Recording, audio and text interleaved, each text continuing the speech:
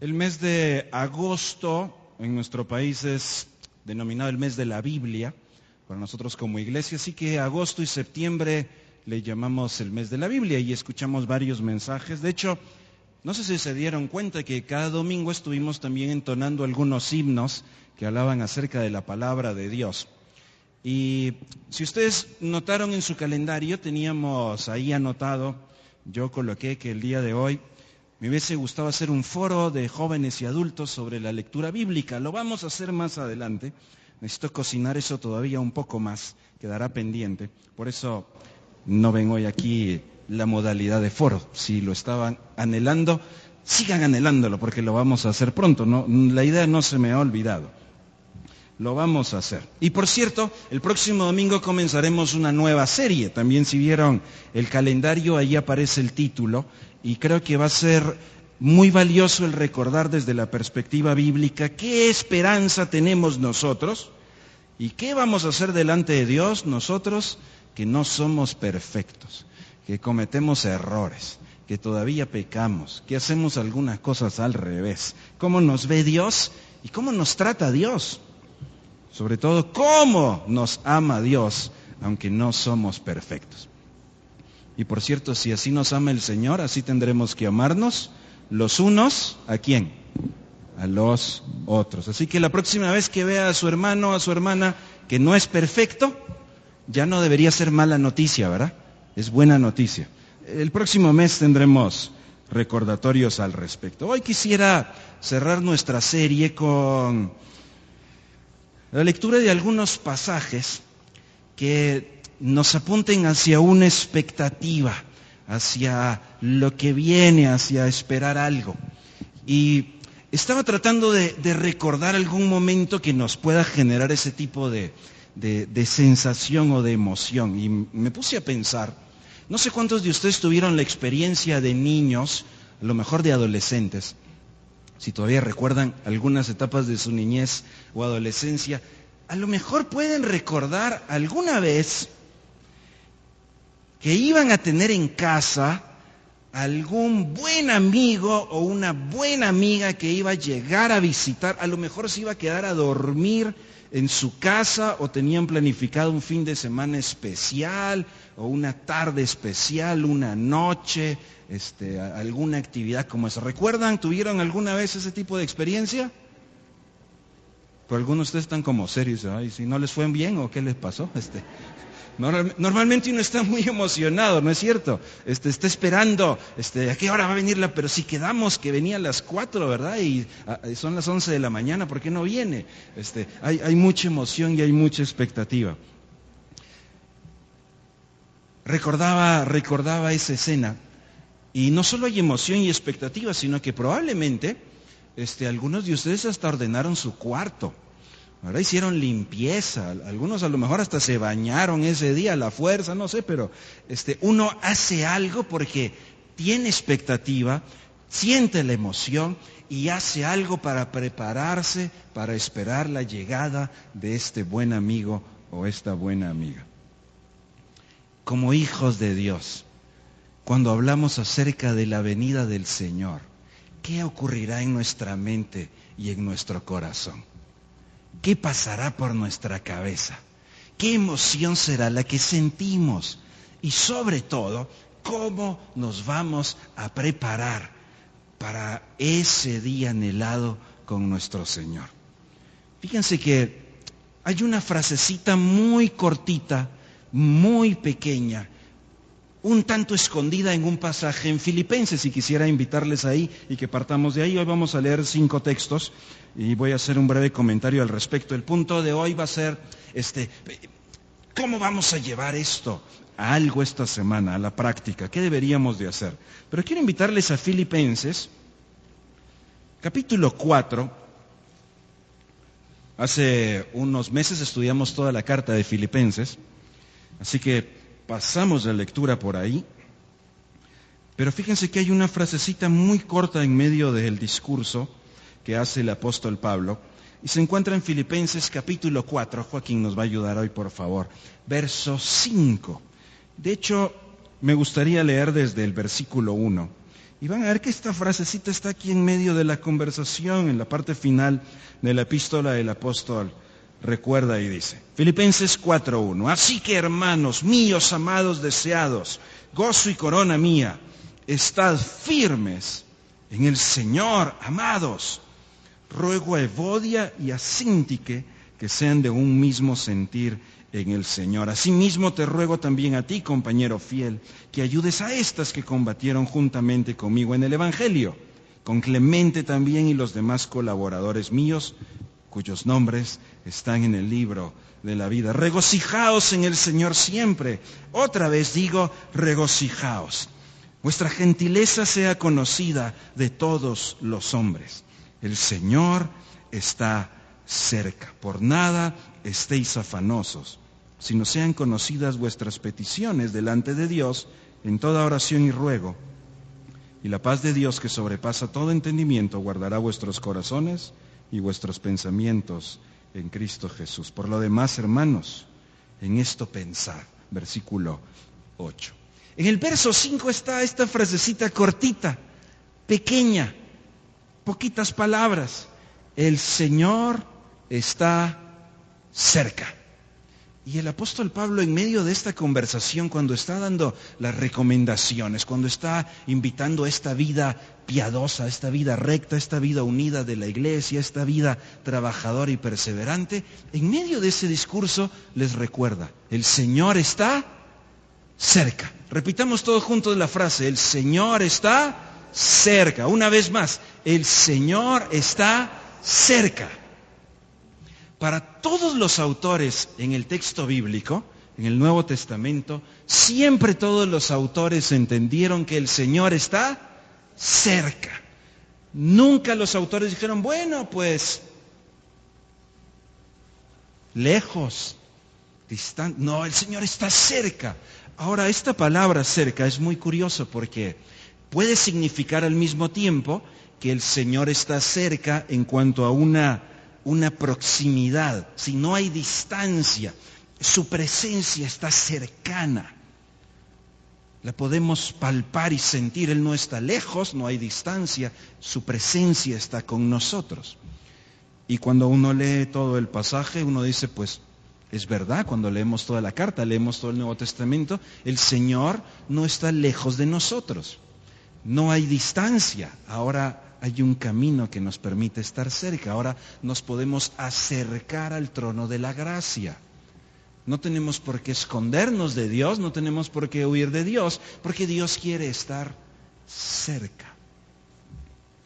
Pero hay otro sentido de la misma palabra. Es ambigua y al mismo tiempo tan completa, porque la palabra que el apóstol Pablo usa quiere decir que el Señor viene pronto. El Señor está cerca, viene pronto. Y esta frase en realidad debería estar muy presente en la vida del creyente. Hablar acerca de la venida del Señor, hablar acerca de la presencia del Señor, debería estar muy cerca en nuestra mente, debería estar ahí muy clara. Deberíamos de estar pensando en ello todo el tiempo. Debería de conducir lo que somos y lo que hacemos. Los autores bíblicos animaron a la iglesia que esta verdad fuera la que les enfocara y los condujera. De hecho, si ustedes recuerdan nuestro estudio de Filipenses, el tema central de Filipenses, aunque muchas veces parece ser el gozo, realmente es una consecuencia, es un resultado. El tema principal de Filipenses es que los creyentes estemos enfocados en el Señor, viendo al Señor, porque el Señor está cerca. Eso hace que nuestra vida completa esté rendida a Él. Ahora, yo sé que hay muchas profundidades que deberíamos de explorar en cuanto a la venida del Señor. Sé que hay muchas posturas teológicas al respecto. Sé que hay discusión premilenarista, amilenarista, postmilenarista. No tiene nada que ver con ser millennial, no se preocupen, esa es otra cosa. Discusiones sobre el rapto, ¿verdad? La tribulación. Son buenas conversaciones, tenemos que tenerlas. A esos temas no tenemos que huirles. No son sencillos, pero son bíblicos y tendremos que explorarlos, ¿sí? Sin embargo, todos los autores bíblicos parece que su discusión principal no era resolver la línea del tiempo teológica del futuro. Cuando ellos hablaban de términos escatológicos, no estaban tan interesados en desenvolver todos los misterios y hacer un cronograma. Más bien estaban interesados en eso que tiene que ver con el creyente hoy. No puede ser una realidad distante, no puede ser una realidad desconectada. Así como cuando alguien iba a visitar su casa, pues era una realidad con esa ansiedad y esa preparación que determinaba lo que hacíamos ese día. Si el Señor está cerca de ti y si el Señor está pronto a venir, entonces eso ¿cómo va a conducir nuestro día a día? ¿Qué implicación tiene para nosotros? La verdad es que si el Señor está próximo, presente, y su venida está cerca, eso nos llena de esperanza. Hay 5 textos que me gustaría invitarles a leer hoy, así que van a estar apareciendo aquí las citas para que podamos buscarla. La siguiente es Santiago, capítulo 5. Vayamos ahí, por favor, Santiago, capítulo 5. Pues les anoté el texto, pero para que usted lo busque. Yo lo voy a leer aquí hoy de Reina Valera, y hay una mosca aquí que no está de acuerdo conmigo. Vamos a espantar. Santiago, capítulo 5. ¿En qué deberíamos de estar pensando esta semana? Si el Señor no se aleja de ti, está cerca, y si el Señor viene pronto por ti, ¿en qué deberías de estar pensando esta semana? ¿Cómo deberías de enfrentar el día a día para el Señor y por el Señor?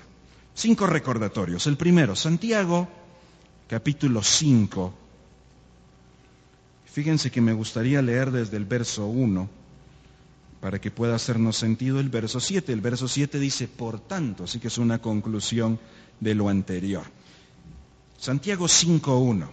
Vamos ahora, ricos, llorad, aullad por las miserias que os vendrán. Hago una pequeña pausa. El autor no tiene ningún problema con la riqueza. Sí, ahora lo vamos a entender mejor. El problema no es ser rico. ¿Sí? Aclaro de una vez esto. Lo que vamos a encontrar aquí es que hay algunos ricos que aparentemente queda bastante claro, no conocen al Señor y se están aprovechando de otros y están cometiendo injusticias y barbaridades. Ese es el llamado de Santiago.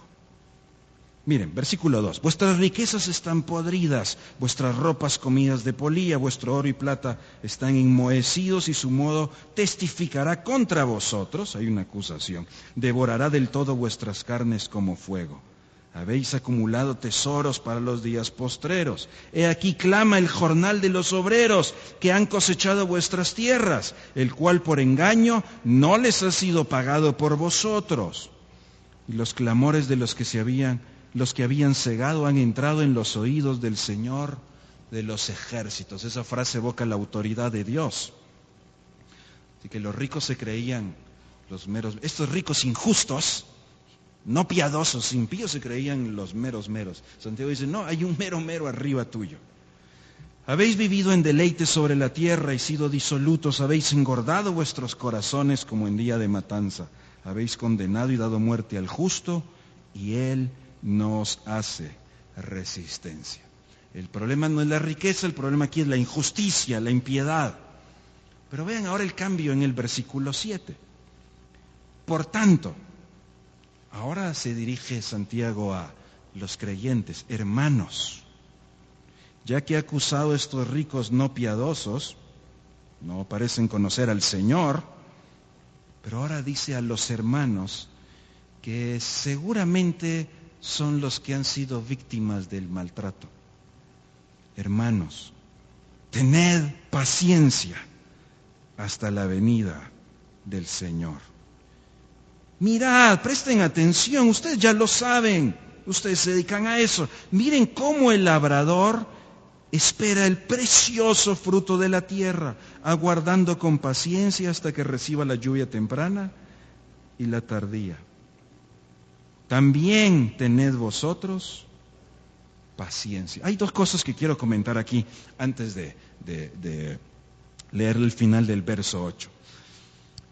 todos aquellos que alguna vez han hecho un poquito de agricultura, una cosecha, y en este caso ellos que se dedicaban a eso, todos sabemos que la semilla plantada hay que regarla, hay que cuidarla, pero en realidad no hay nada que podamos hacer para que ese fruto pueda salir y pueda salir como nosotros queramos. No depende de nosotros, hay un trabajo que tenemos que hacer, pero el labrador espera, no puede hacer más, no puede intervenir. No es una víctima pasiva, pero no está en su control.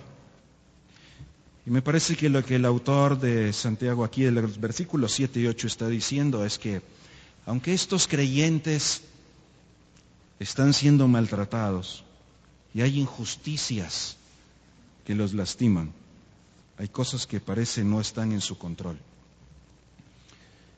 Y me hace pensar, querida iglesia, que hay situaciones que enfrentamos y atravesamos nosotros en la vida de injusticia, de maltrato. Y algunas de esas cosas no están en nuestro control. Quisiéramos tomarlas en nuestras manos, quisiéramos tomar el control, pero no están.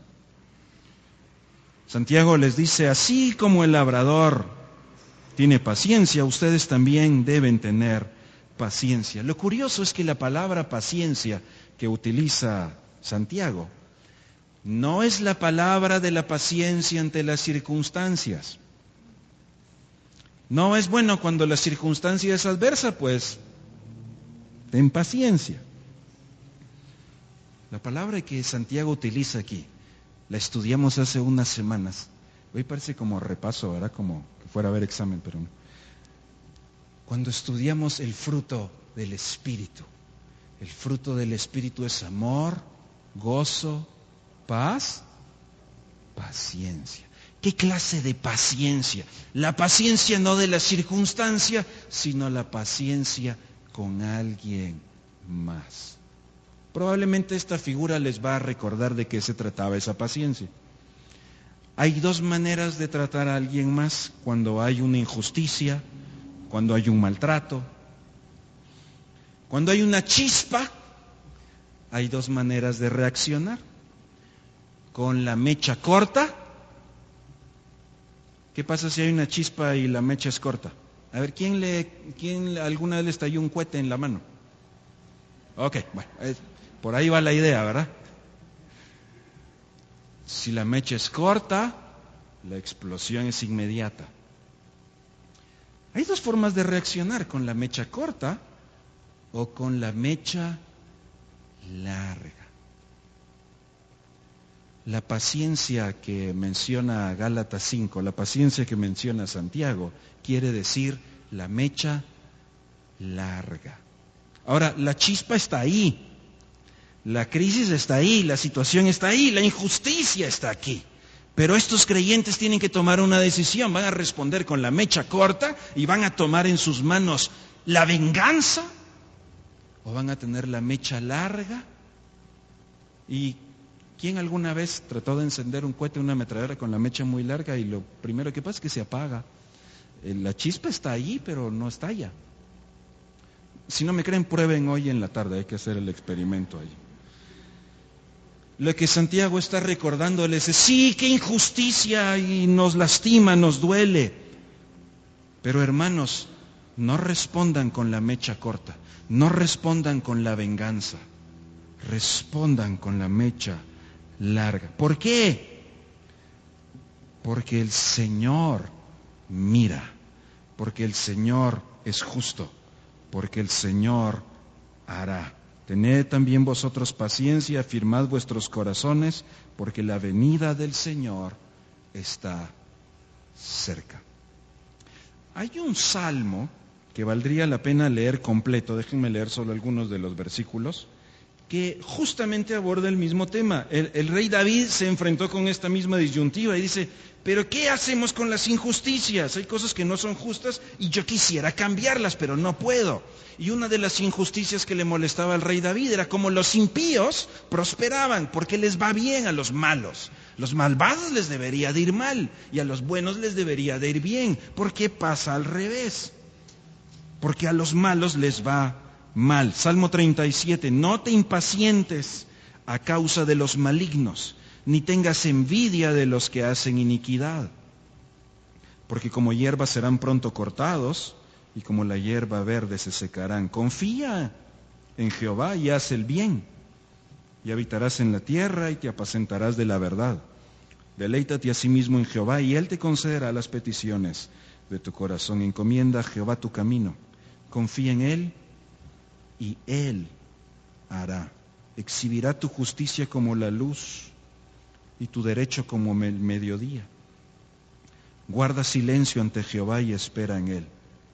No te alteres con motivo del que prospera en su camino, por el hombre que hace maldades. El rey David tuvo esta misma discusión. Si yo quisiera tomarlo en mis manos, quisiera cobrar venganza, pero él mismo responde diciendo, tendrás que dejarlo en las manos del Señor. Así que, querida iglesia, si el Señor viene pronto, ante la imperfección y la injusticia o algunos maltratos, nuestra respuesta no puede ser con la mecha corta. ¿Cuál es tu actitud? ¿Cuál es tu respuesta ante sufrimientos o injusticias que enfrentamos en la vida? ¿Dónde debería estar puesta nuestra mirada? Santiago nos recuerda que debe estar en el Señor, que la esperanza de que Él viene pronto y Él obrará justicia perfecta debe fortalecernos. Vayamos a 2 de Pedro, capítulo 3. 2 de Pedro, capítulo 3.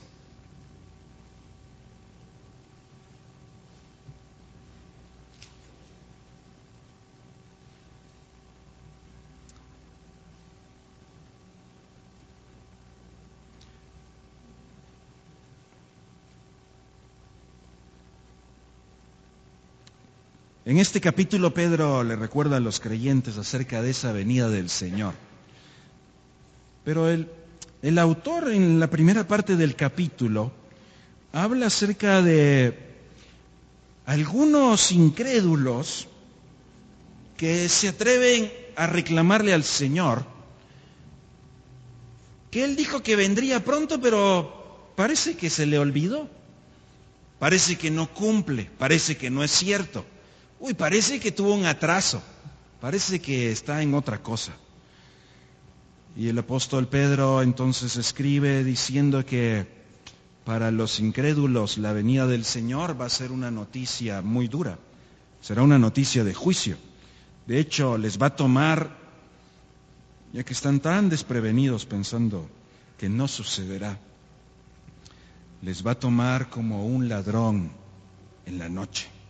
Versículo 10, en el cual los cielos pasarán con grande estruendo y los elementos ardiendo serán deshechos y la tierra y las obras que en ella hay serán quemadas. Es un mensaje de juicio, esto es un mensaje para quien no puso su esperanza en el Señor, este es un mensaje para alguien que se rebeló contra el Señor, es un mensaje de juicio. De hecho, la creación está bajo un juicio también. Sin embargo, versículo 13, pero, un contraste, nosotros, ¿sí? Si leen el resto del capítulo, en el resto del capítulo Pedro habla de los incrédulos como ellos, pero a partir del verso 13 dice nosotros, ¿sí? Los creyentes, los que hemos puesto nuestra confianza en el Señor, nosotros esperamos según sus promesas, porque Él cumple, cielos nuevos, tierra nueva, en los cuales mora la justicia. Pero no termina ahí el discurso, hay una implicación. Por lo cual, ya que esperamos esa promesa, por lo cual, oh amados, estando en espera de estas cosas, procurad con diligencia ser hallados por Él sin mancha e irreprensibles en paz. La frase procurad con diligencia quiere decir esfuércense. Esfuércense por estar firmes. De hecho, leamos los versículos 17 y 18. Así que ustedes, hermanos, sabiéndolo de antemano, guárdense, no sea que arrastrados por el error de los inicuos, caigan de vuestra firmeza. Antes bien, creced en la gracia y el conocimiento de nuestro Señor y Salvador, Jesucristo. El apóstol Pedro está recordándole a los creyentes que se mantengan constantes en la fe, que se mantengan firmes, constantes, esforzados, porque podríamos, si no estamos atentos, podríamos caer de esa firmeza. Hay una discusión teológica que sería necesario tener, ¿verdad?, acerca de qué pasa si yo he confiado en el Señor. ¿Qué pasa entonces? ¿Me podría apartar o no me podría apartar? Hay una discusión teológica que deberíamos tener. Sin embargo, fíjense que de nada sirve si nuestra discusión teológica o doctrina pueda estar muy bien afinada bíblicamente si no se traduce en la práctica. La ortodoxia sin ortopraxis no hace sentido. Si el llamado es a estar firmes, entonces la pregunta es, hermano, ¿qué podría a ti, qué podría a mí hacer que nuestra fe se enfríe? ¿Qué podría hacer que se apague esa llama en nuestro corazón? El esfuerzo no es un esfuerzo meramente humano. El lenguaje que Pedro usa es muy particular. Dice que deberíamos esforzarnos, procurar con diligencia, ser hallados sin mancha. Ahora, ¿será que alguno de nosotros, por muy capaz y esforzado y diligente y comprometido que sea, podría por sí mismo lograr no tener ninguna mancha delante de Dios? Es imposible. No se puede. No somos salvados por nuestras obras humanas, no somos salvados por nuestro esfuerzo. De lo contrario, vana sería la cruz. No la necesitamos porque tú eres tan bueno, yo soy tan esforzado que lo logré. Logré ser sin mancha. Logré ser totalmente santo, logré ser perfecto. Fíjense que este lenguaje nos hace recordar al sacrificio. Allá en el Antiguo Testamento se ofrecían los corderitos, ¿verdad? Y había que buscar el corderito perfecto, que no tuviera defecto, sin mancha. Cuando Jesús vino, nos enseñó que Él era el cordero perfecto, sin mancha, que quita el pecado del mundo. ¿Podría yo ser trastornado? ¿Podría tambalear mi fe? ¿Podría entrar duda en mi corazón? Me parece que si conozco poco la verdad, puedo ser una presa fácil de cualquier engaño. Podría dudar. Mis queridos papás, todo aquello que le hemos enseñado a nuestros niños desde pequeños, en casa y en la iglesia, lejos de esta lámpara que alumbra, nos podríamos apartar. Si ellos simplemente adquieren una fe prestada por nosotros, nuestros pequeños vienen con nosotros al culto porque venimos nosotros, no tienen mucha opción, ¿verdad? Luego tienen que tomar una decisión propia, personal, una decisión radical. Creer en el Señor no es solo una decisión, es una conversión.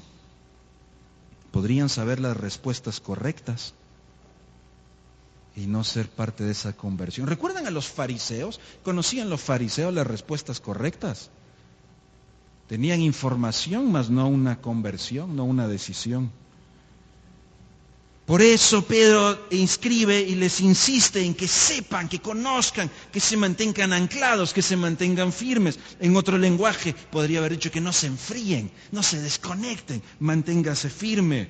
Por eso incluso les repite y les recuerda varias veces que Él se va a encargar de que aun cuando no esté,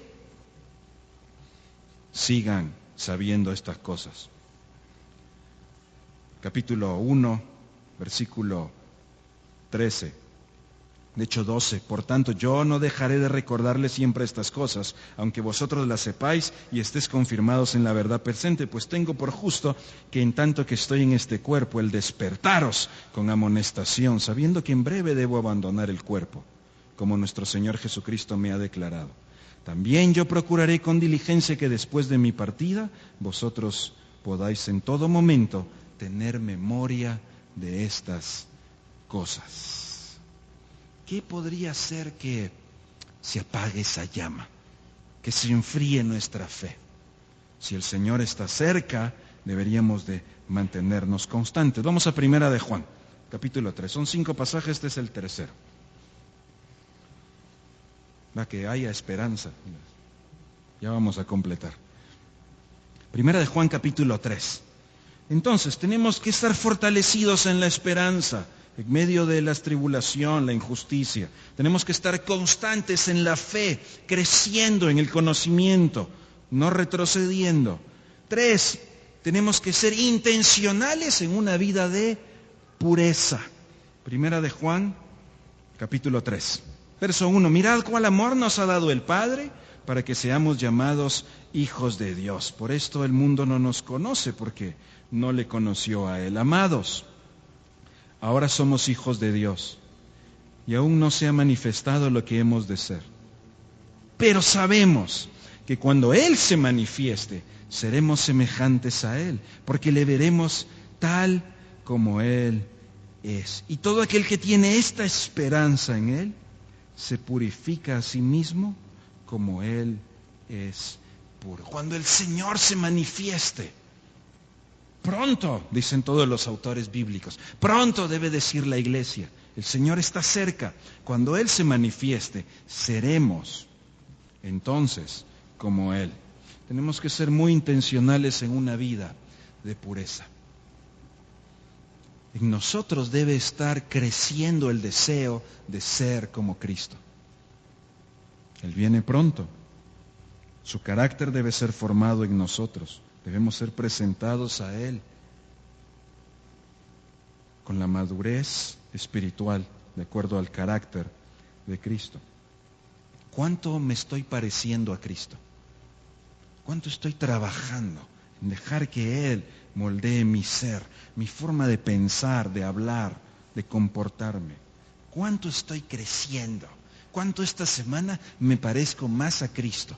Más que la semana anterior, más que el mes anterior. ¿Cómo está obrando Él esa regeneración? Vamos a Marcos capítulo 13. Pasaje número 4, Marcos capítulo 13.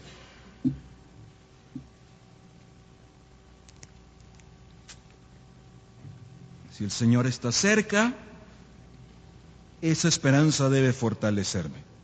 Si el Señor está cerca, tengo que estar constante en mi fe, creciendo en el conocimiento. Si el Señor está cerca, tengo que caminar y ser muy intencional en una vida de santidad. Si el Señor está cerca, debo mantenerme vigilante en la oración. Marcos capítulo 13, versículo 32, en 31 en adelante. El cielo y la tierra pasarán, pero mis palabras no pasarán, no dejarán de ser, ¿sí? Pero de aquel día y de la hora nadie sabe, ni aun los ángeles que están en el cielo, ni el Hijo, sino el Padre. El Señor está cerca, pero no tenemos datos al respecto. Y eso debería de generar en nosotros esa emoción. Pero una emoción vivencial, práctica, una expectativa. Él viene por su iglesia. Mirad, velad y orad, porque no sabéis cuándo será el tiempo. Es como el hombre que yéndose lejos dejó su casa y dio autoridad a sus siervos, y a cada uno su obra, y al portero mandó que velase. Velad pues, porque no sabéis cuándo vendrá el Señor de la casa, si al anochecer o a medianoche o al canto del gallo o a la mañana, para que cuando venga de repente no os halle durmiendo. Y lo que a vosotros digo, a todos lo digo, velad. El cristiano debe estar vigilando y debe vigilar en oración. Ahora, la oración, mis queridos hermanos, en este sentido es una oración de vigilancia. Así que no es que oremos más porque pues hay muchas peticiones, ¿verdad? Y tenemos muchas necesidades. No es esa oración a la que se está refiriendo Jesús aquí. El Señor escucha muy bien nuestras oraciones por las necesidades. Él está muy atento a lo que pasa en nuestra vida. Pero específicamente en estas palabras de Jesús, Él está enviando a los discípulos a una oración muy distinta. Es una oración de vigilancia. Hay peligros a los cuales deberíamos de estar alerta. ¿De qué peligros debería estar alerta en mi vida de oración? Así como cuando nuestros hijos salen y están expuestos a peligros, ¿no es cierto que papá se incrementa la vida de oración? Estamos muy pendientes de ellos, estamos pidiendo al Señor por ellos. ¿Qué peligros se enfrenta el creyente? ¿Cómo los estás abordando a través de la vida de oración? Pues en los 3 pasajes anteriores vemos que corremos peligro de no vivir en pureza, corremos peligro de no ser constantes y corremos peligro de desmayar en esa esperanza y explotar nosotros y tomar el control. ¿Qué está acechando tu vida y la de tu familia? El Señor viene pronto, debemos de estar vigilando. ¿Qué cosas están distrayéndome de no enfocarme en el Señor y en su venida? Peligros, distractores. No estoy alerta, no me di cuenta. Me distraje, me olvidé, no cumplí. ¿Qué me distrae de la misión? El último pasaje, Primera de Tesalonicenses, capítulo 4. Querida iglesia, si el Señor está cerca, tenemos que tenerlo en mente. Tenemos que responder a la vida teniendo esa esperanza. Tenemos que estar firmes en el conocimiento del Señor. Tenemos que estar firmes viviendo la vida del Señor. Tenemos que estar orando por estas cosas. Tenemos que estar orando por esa firmeza, esa integridad, esa esperanza, esa vida recta y piadosa. Primera de Tesalonicenses, capítulo 4, verso 18.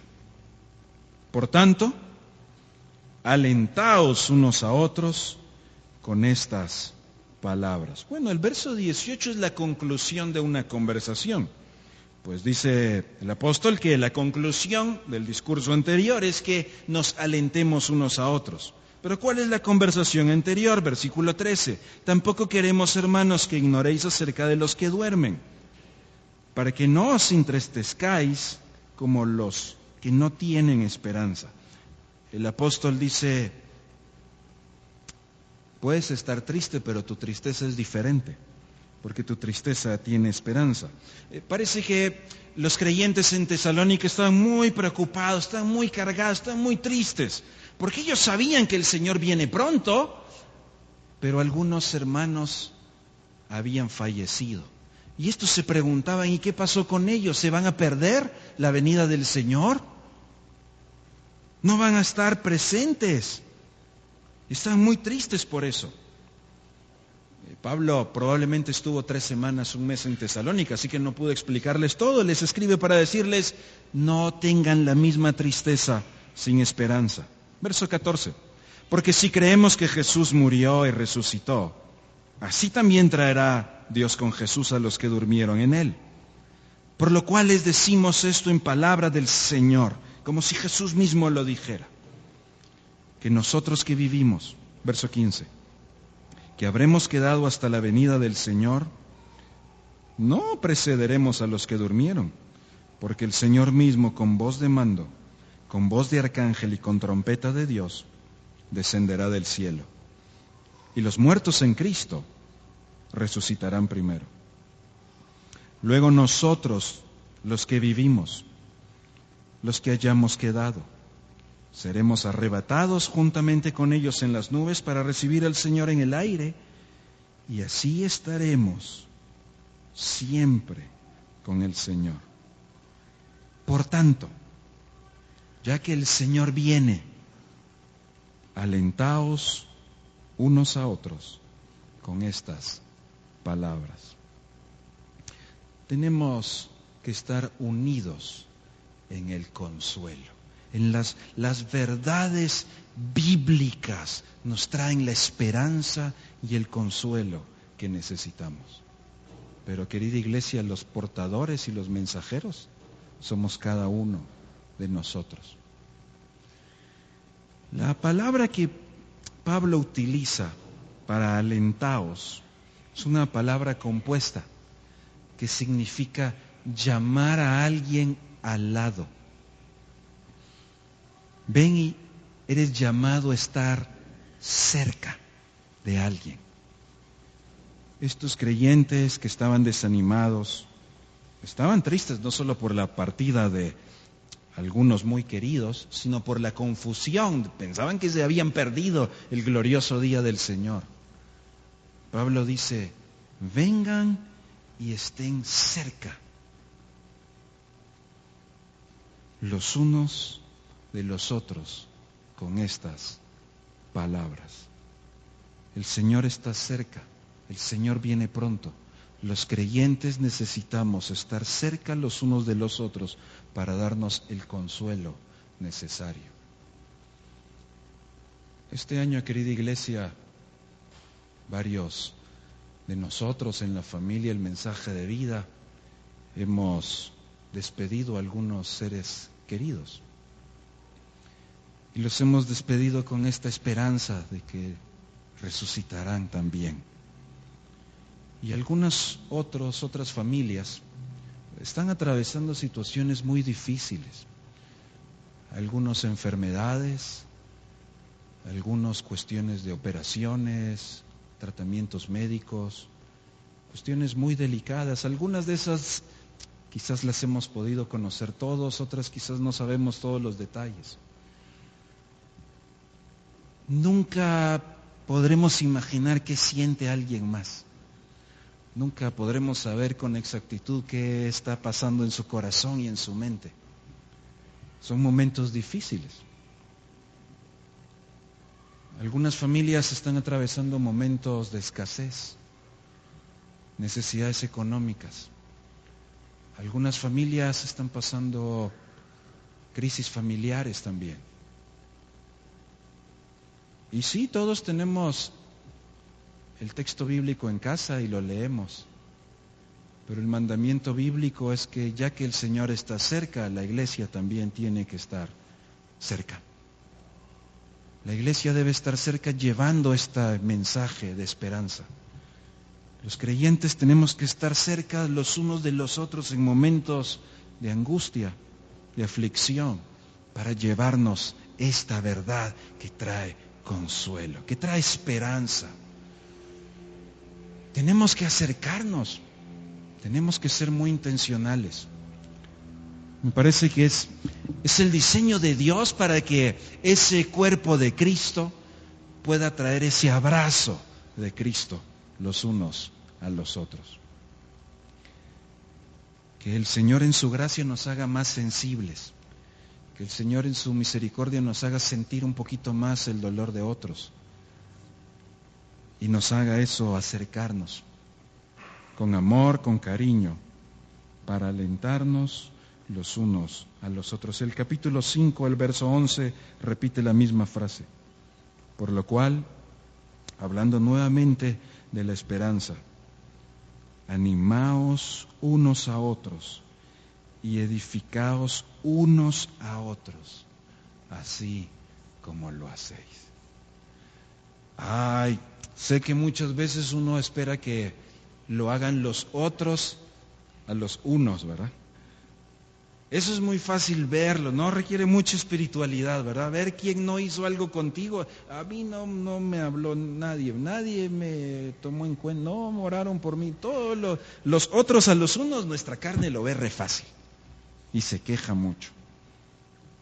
Lo espiritual es, si vas a ver a los otros, es para lo que tú haces por ellos, para lo que yo puedo hacer por ellos. La iniciativa la tomamos nosotros. Hay varios de nuestros hermanos que no están el día de hoy aquí presentes, por la misma situación de lo que están atravesando.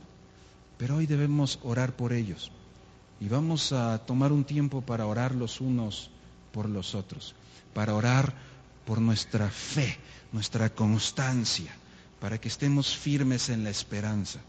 Pero vamos a orar por consuelo, vamos a orar por esa presencia de Dios. Vamos a orar por provisión también. Vamos a orar porque el Señor de una manera puntual y milagrosa ha provisto y lo seguirá haciendo. Vamos a orar dando gracias por la fidelidad de Dios. Vamos a orar para que el Señor guarde la mente en paz, el corazón también confortado de nuestros hermanos. Vamos a orar por nosotros también. El hecho que estemos aquí hoy no quiere decir que todo está bien y maravilloso. Nosotros probablemente estamos atravesando situaciones también. Y vamos a orar porque aun si el día de hoy no las enfrentamos, no es profecía, pero saben que se va a cumplir. Saben que vienen siempre momentos difíciles. Pero que el Señor en su gracia nos recuerde que no estamos solos.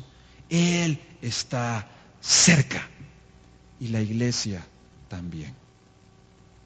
Así que voy a invitarnos a tomar un tiempo para orar. Ya tuvimos un momento para orar hoy. Ana Lisbeth nos invitó a orar con algunas personas que estuvieran por ahí cerca. Así que con los que están cerca ya oramos, creo yo. Y como esto requiere pasos valientes de fe, pues los voy a animar a que oren por alguien que no esté ahí cerca de usted. Vaya a orar por alguien más. Probablemente con los que estamos cerca, pues ya los conocemos y sabemos cómo están.